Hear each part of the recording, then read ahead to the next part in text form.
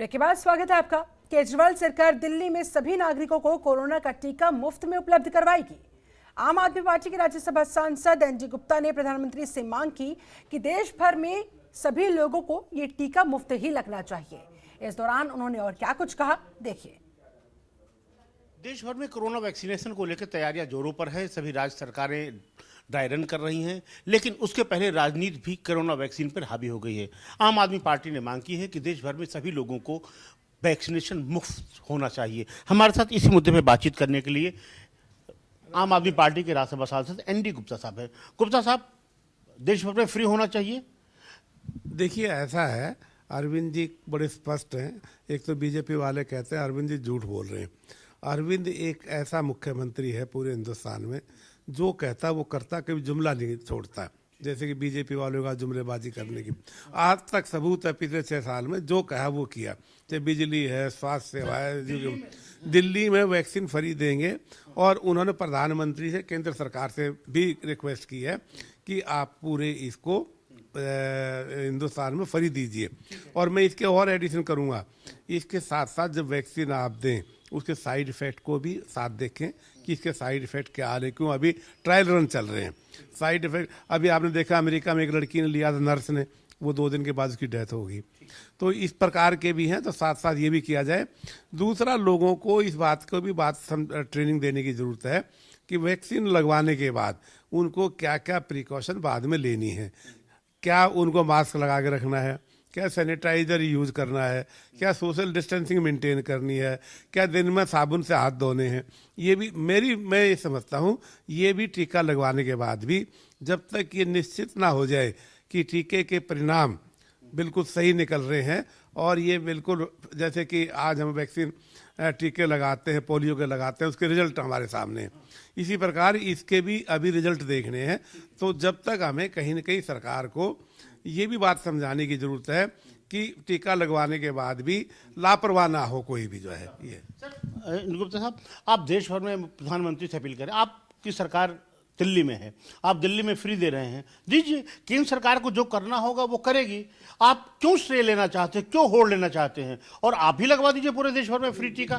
श्रेय तो ये है कि हिंदुस्तान का हर एक आदमी नागरिक है। जब वो हिंदुस्तान का नागरिक है, तो फिर दिल्ली की बात नहीं रह जाती। हमें लग रहा है जब हम यहाँ पे फ्री ले रहे हैं तो दूसरे लोगों के साथ भी व्यवहार होना चाहिए। उनके साथ सौतेला व्यवहार क्यों होए? अच्छा, ये मैं कहूँ कि जब आप यहाँ पे लोगों को फ्री दे रहे हैं, पूरे देश भर के लोग एक हैं, तो पूरे देश भर के लोगों को आप फ्री दे दीजिए। हम फ्री दे दें, हमारा रेवेन्यू पूरा दे दें। आज मैं बताता हूँ, 2 लाख करोड़ रुपए दिल्ली से इनकम टैक्स जाता है, हमें 300 करोड़ रुपए उसका हिस्सा मिलता है। आज हमारा हिस्सा पूरा दे दें, मैं मुख्यमंत्री से पूरे हिंदुस्तान में फ्री दिलवा दूंगी, आप समझे ना। लेकिन रेवेन्यू तो वहाँ सरकार के पास है ना। हम एनडी गुप्ता साहब, जिनका साफ तौर पर कहना था, अगर आप बिहार में चुनाव के वक्त कहते हैं टीका फ्री मिलेगा, तो पूरे देश का टीकाकरण मुफ्त होना चाहिए। और अगर केंद्र सरकार दिल्ली सरकार का पूरा हिस्सा दे दे तो ये देश भर में मुफ्त टीका लगवाने की बात भी कह रहे हैं। कैमरामैन शेरा के साथ अखिलेश मिश्र, जनतंत्र टीवी, दिल्ली। वहीं तीनों कृषि कानूनों को लेकर कांग्रेस लगातार आंदोलन कर रही है। जंतर मंतर पर आज 34वें दिन भी उनका धरना जारी है। धरने पर बैठे सांसद और विधायकों से जनतंत्र टीवी ने की खास बातचीत और जानने की उनसे कोशिश की कि आखिर वो इसका क्या समाधान देखते हैं और बजट सत्र में पार्टी की आगे की रणनीति क्या होने वाली है, देखिए। कृषि कानूनों के खिलाफ कांग्रेस सड़कों पे है, लगातार आंदोलन कर रही है। मैं इस वक्त जंतर मंतर पे हूँ और आप देख सकते हैं कि यहाँ पे कांग्रेस के सांसद हैं, विधायक हैं, तमाम वर्कर्स हैं, तमाम उनके सहयोगी हैं। और ख़ास तौर से बात यह है कि अलग अलग पंजाब के तमाम जिलों से आए हुए हैं। पूरे, अगर कह सकते हैं, पूरे पंजाब का प्रतिनिधित्व है। तो यहाँ पे तमाम मांगों को लेकर के लोग बैठे हुए हैं। सर, क्या लगता है सांसद जी, आपको क्या लग रहा है कि जिन मांगों को लेकर आप हैं, सरकार तो बातचीत कर रही किसानों से, फिर कांग्रेस अपना अलग राग क्यों अलाप रही है? पहले इसको समझने की ज़रूरत है। सरकार किसानों से बात नहीं कर रही है, वो इस आंदोलन को लंबा खींचने की कवायद में है। उन्हें है कि किसान थक हार के उनके जो काले कानून आए उनको एक्सेप्ट कर लें। ये बीजेपी एक बुलेखे में है। कांग्रेस एक सबसे पुरानी पॉलिटिकल पार्टी है जिसने हमेशा ही समाज का और हर वर्ग का साथ दिया है। आज अगर कांग्रेस एक प्रिंसिपल ऑपोजिशन पार्टी होते हुए अपना अगर एक्टिव रोल नहीं निभाएगी तो कौन निभाएगा? विधायक जी, क्या ऐसा नहीं लगता है कि चूंकि किसान आंदोलन बहुत ज्यादा बड़े रूप में है, जन आंदोलन बन गया है, तो कांग्रेस को भी लगता है कि इस बहती गंगा में हाथ धो लेना चाहिए और इसीलिए आप लोग मजबूरी में यहाँ पे धरने पे बैठे हैं? पहली बात तो मेरे को लगता है कि आप गोदी मीडिया से आए हो, क्योंकि आप किसान तो मेरे को लगते नहीं, ना ही आप खाना खाते हो। तो मैं ये बात करनी चाहता हूँ कि ये आंदोलन जो है ये किसान आंदोलन नहीं है, ये बल्कि हर देश के नागरिक का आंदोलन है।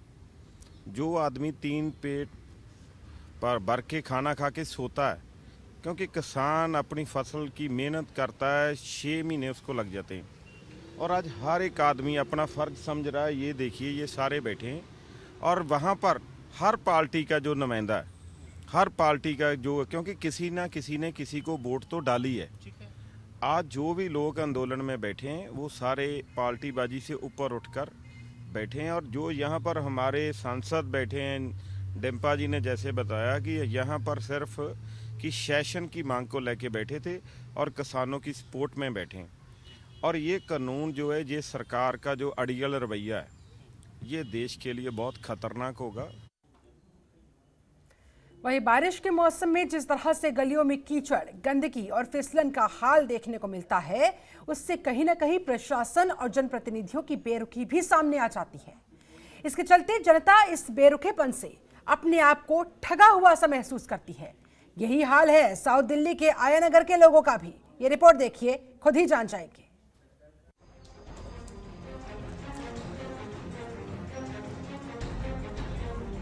मुस्कुराइए, आप दिल्ली में है। ये देश के दिल यानी दिल्ली की तस्वीर है जो बेहद शर्मनाक है। ये साउथ दिल्ली के छतरपुर विधानसभा के आया नगर का बाबा मोहल्ला है। यहाँ के लोग अपने मोहल्ले की सड़कों से परेशान हैं। इस मोहल्ले में गंदगी इतनी है कि ना कोई इसकी ओर ध्यान देता है, ना ही कोई जिम्मेदार यहाँ के लोगों की सुध लेता है। बहुत गंदगी है, बहुत सड़क है। मैं तो बूढ़ी कई बार गिर भी गई है गारा में। कितनी मुश्किलात होती है आने जाने में लोगों बहुत मुश्किल है, बहुत भारी, बच्चे की सबकी। और ये नाली जो है ना, सही गहरी से बना, दगड़ा भी उत्सव हुए। शिकायत करिए आपने लोगों से? अरे बहुत करे, हम तो खूब करे, कोई भी ना करे, चूड़े नो, हम तो तंग हो गए। कहीं नाली ना हो, कहीं सड़क ना हो, कहीं रोड ना हो, दुनिया गिर गिर मर रही है। और कोई ब्याह भी ना हो रही, ब्याह होते भी ना हो रही हमारे मोहल्ले में। दिक्कत ही दिक्कत है भैया। यहाँ पर तो अब देख रहे हो, पिछले काफ़ी लंबे समय से ना तो रोड बना है, ना नाली है, और पूरा पानी यहाँ जाम रहता है। पैदल निकलने का रास्ता नहीं है। बच्चे स्कूल जाएं तो बहुत परेशानी है। बुजुर्ग निकलें तो गिर जाते हैं, महिलाएं निकलें तो गिर जाते हैं, क्योंकि यहाँ पैदल निकलने का भी रास्ता नहीं है। आप अच्छे से देख रहे हो। आप लोगों ने शिकायत करी है प्रशासन से या जनप्रतिनिधि से? दोनों विधायक जी से और 2 पार्षद जी से, दोनों से कई बार शिकायत की है। और निगम पार्षद तो हमारे गांव के ही हैं, उनको तो खुद को ही देखना चाहिए। विधायक जी को भी इसमें कई बार हमने शिकायत की है और हालात 10 के 10 हैं। ये तस्वीरें देखिए, चारों तरफ बस गंदगी ही गंदगी।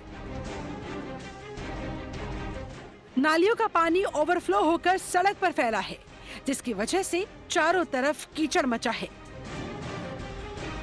स्थानीय लोगों का निकलना वहां से दुभर हो रहा है। यहाँ से आने जाने वाले लोगों को तमाम दिक्कतों का सामना करना पड़ता है। खास तौर पर बुजुर्ग और महिलाएं दीवार के सहारे चलने को मजबूर है। गाड़ियां फिसल जाती है, बड़ी सावधानी से चलना पड़ता है। इस बदहाल स्थिति की कई बार शिकायतें की गई, लेकिन किसी ने एक न सुनी। जब भी आवाज उठाई गई, आवाज दबा दी गई। और हमने अक्सर एमएलए साहब को भी, काउंसलर साहब को हमेशा बोलते हैं कि यहाँ पे ना बहुत बुरा हाल है। अभी देखते होंगे आप भी, पूरा कीचड़ रहता है। बच्चे भी कितनी बार गिर चुके हैं, और लेडीज़ हमारे जो बुजुर्ग है या कोई सामान लेके जा रही है तो वो भी कितनी बार फिसल के गिरती है। निकलने को जगह नहीं। अभी तो पानी कम है, बारिश होती है तो घुटनों तक पानी हो जाता है यहाँ पे। तो रोड भी एमएलए साहब से बोला है बनाने को, वो भी नहीं बनाते। कितनी बार ये आए भी, बुलाए भी, लेकिन कोई फर्क नहीं पड़ता उनको। बिल्कुल, ये जो अंदर गाँव के लिए अंदर आते हैं ना, बाबा मोहल्ले की चौपाल के लिए, तो ये मेन रोड ही है। सर्विस लेन भी आप बोल सकते हैं, इधर से आप निकल जाओगे तो अपना वाल्मीकि मस्ती के लिए निकल जाओगे। क्यों काम नहीं हो पा रहा? देखो जी, काम करने के ऊपर होता है। अगर वो चाहे तो सब कुछ होगा। वो चाहते हैं कि भाई यहाँ पे नहीं होना है तो वो नहीं करते हैं। इन समस्याओं को लेकर जब स्थानीय पार्षद से पूछा गया तो उनका कहना था कि बारिश के मौसम में दिक्कतें आ जाती है, लेकिन अब वो इस मामले का संज्ञान लेंगे और गली की समस्या को सुलझाएंगे। देखिए, आया नगर में 20-25 साल से कोई विशेष काम नहीं किया गया। जो यहाँ से नुमाइंदे रहे उन्होंने नज़रअंदाज किया। 3.5 साल हमें जिम्मेदारी मिली है। ख़ास तौर से आया नगर हो, गांव हो, कॉलोनी हो, लगभग जगह अनइवन एरिया है। कहीं पे ऊंचा है, कहीं पे नीचा है, पूरा अनप्लान्ड एरिया है। और ख़ास तौर से बारिश के समय थोड़ी समस्या ज़्यादा आती है। कहीं कहीं जगह पे वाटर लॉगिंग होती है। जो ड्रेन्स वगैरह बने हुए हैं वो पुराने ड्रेन्स बने हुए हैं, कोई 15-15 साल पुराने ड्रेन्स भी हैं। आप फिरनी पे जाओगे तो बहुत पुराने ड्रेन्स हैं। पॉपुलेशन एकदम डबल ट्रिपल हुई है, काफ़ी जनसंख्या बढ़ गई है, तो कठिनाई बिल्कुल आया नगर में आती है। बारिश के समय थोड़ी कठिनाई ज़्यादा होती है, 2-3 घंटे हम बहुत परेशान होते हैं।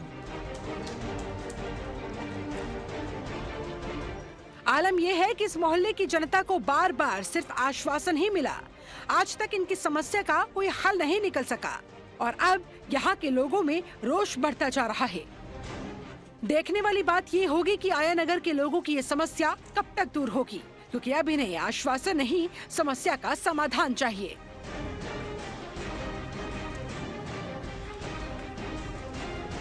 जनतंत्र टीवी के लिए साउथ दिल्ली से दीप सिलोड़ी की रिपोर्ट।